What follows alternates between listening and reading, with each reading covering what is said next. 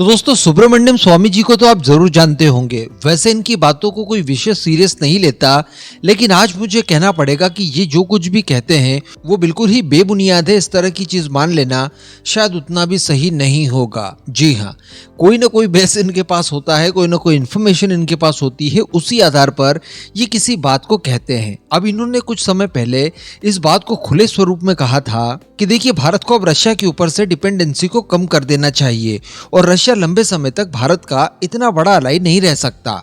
इसके पीछे इन्होंने कई सारे कारण बताए थे। एक तो ये कि देखिए, भारत काफी तेजी से आगे बढ़ रहा है, भारत की इकोनॉमी वगैरह भी रशिया को काफी पहले सरपास कर चुकी है और अब हम लोग उस दौर में शामिल हो चुके हैं जहां पर रशिया आजू बाजू भी टिकने वाला नहीं है। जैसा कि चाइना को लेकर अब हम लोग देखते हैं कि रशिया कई मामलों में जूनियर पार्टनर बन चुका है। इसके अलावा जो उन्होंने महत्वपूर्ण बात कही थी वो कही थी रशियन वेपन्स को लेकर।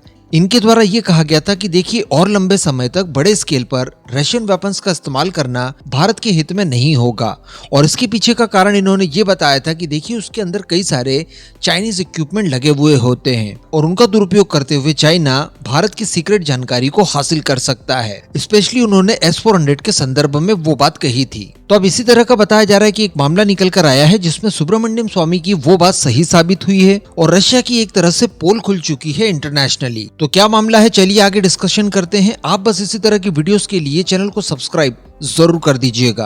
तो देखिए, वैसे तो ये माना जाता है कि अमेरिका हो या फिर रशिया हो, ये अपनी सारी डिफेंस रिक्वायरमेंट को फुलफिल करने के लिए पूरी तरह से आत्मनिर्भर हैं और इसमें कोई दो मत है भी नहीं। लगभग सभी तरह की टेक्नोलॉजीज इनके पास मौजूद है, लेकिन इन वेपन्स के अंदर इस्तेमाल किए जाने वाले कुछ छोटे और महत्वपूर्ण कलपुर्जों के लिए रशिया बहुत बड़े स्केल पर पश्चिमी देशों के ऊपर, अमेरिका के ऊपर, चाइना, भारत, इन सभी देशों के ऊपर बड़े स्केल पर निर्भर है और इसी तरह की कुछ चीजें इस समय खुले तौर पर सामने आ चुकी है। इसका संकेत हमें तब भी मिल जाता है जब रशिया यूक्रेन वॉर में रशिया के पास हथियारों की कमी पड़ती है और ज्यादा हथियारों का वो मैन्युफैक्चरिंग जब तेजी से नहीं कर पाता है, तो इन चीजों को लेकर एक अंदाजा जरूर लगाया जा सकता है कि इसकी जो सैंक्शंस की वजह से पश्चिमी देशों के कंपोनेंट इन्हें नहीं मिल रहे हैं, इस वजह से इनकी प्रोडक्शन क्षमता कम हो गई है।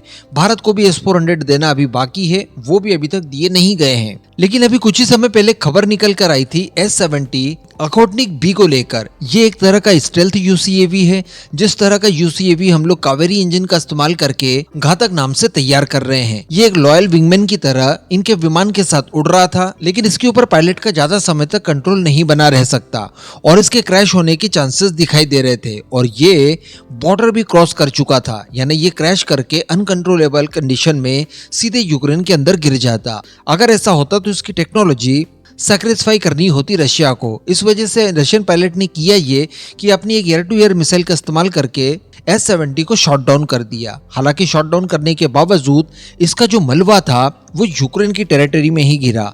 अब उन्होंने इसे रिकवर कर लिया। रिकवर करने के बाद यूक्रेन ने और उसके बाकी सहयोगी देशों ने, जिसमें पश्चिमी देश, अमेरिका, ये सारे कुछ आते हैं, इन सभी लोगों ने इसको काफी बारीकी से जांचा परखा। तो अब बताया ये जा रहा है कि इस UCAV में दर्जनों ऐसे कंपोनेंट्स मिले हैं जो कि रशियन नहीं थे, बल्कि वो पश्चिमी देशों द्वारा लिए गए थे, जिसमें कुछ कंपोनेंट्स के डिटेल मैं आपको स्क्रीन पर दिए दे रहा हूं हिंदी में, आप पॉज करके 2 मिनट पढ़ लीजिए। और बताया ये जा रहा है कि ये केवल S-70 तक सीमित नहीं है, बल्कि अभी तक वॉर के दौरान लगभग 150 हथियार जो कि अलग अलग वैरायटी के थे और रशियन थे, इन्हें जब्त किया गया। और जब इनका निरीक्षण किया गया तो बताया ये जा रहा है, ऐसा दावा किया जा रहा है कि इसमें 4000 से अधिक विदेशी कंपोनेंट्स वगैरह पाए गए। तो यहाँ पर एक तो आरोप ये लग रहा है कि देखिए, इतने सारे प्रतिबंध जब लगा दिए गए हैं रशिया के ऊपर, उसके बावजूद रशिया को ये टेक्नोलॉजीज और ये सारे कंपोनेंट्स कहीं ना कहीं से मिल ही जा रहे हैं। तो डेफिनेटली इसमें पश्चिमी देशों के ऊपर भी उंगलियां उठती है कि उनकी कंपनियां जो है चोरी छुपे किसी थर्ड पार्टी के सहारे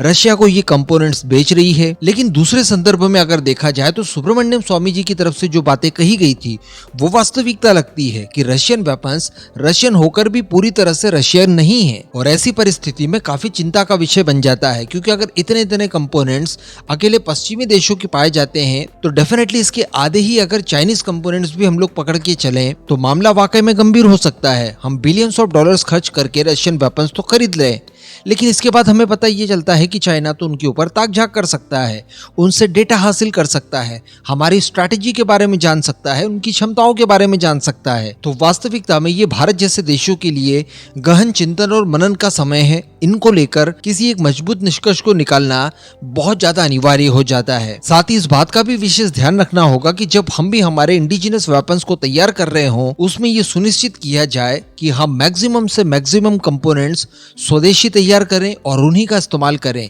ज्यादा पैसा बचाने के लिए आउटसोर्स कर देना या फिर समय बचाने के लिए विदेशी कंपोनेंट्स का सहारा ले लेना, ये इन फ्यूचर हमें दुविधा में डाल सकता है। बाकी इस पूरे मुद्दे पर दोस्तों आपका क्या मानना है, नीचे कमेंट करके जरूर बताइएगा।